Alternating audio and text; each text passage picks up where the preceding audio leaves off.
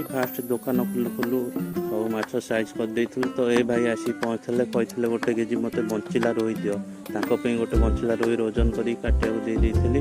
ତାପରେ କାଟିକି ତାଙ୍କୁ ଦେଇଥିଲୁ, ସେ ନେଇକି ଯାଇ କଷ୍ଟମର ଦାନ୍ତ ନ ଘଷିକି ବ୍ରସ୍ ଧରିକି ଆସି ଯାଇଥିଲେ। ପୁରା ଚୁନା ମାଛକୁ ଭଲସେ ଦେଖିବା ଭିତରେ ସେ କହିଥିଲା ମୋତେ ଗୋଟେ ବଡ଼ ରୋହି ଦିଅ, ତା ପାଇଁ ଗୋଟେ ବଡ଼ ମିଟିକାଳି ଓଜନ କରିକି କାଟିବା ପାଇଁ ଦେଇଥିଲି ମୋ ସାନ ଭାଇ। ନେକ୍ସଟ କଷ୍ଟମର ଏ ଗୋଲାପୀ ଗଞ୍ଜି ପିନ୍ଧା ଭାଇ କହିଥିଲେ ମୋତେ ଏଇ ମିଟିକାଳି ମାଛଟା ଦିଅ।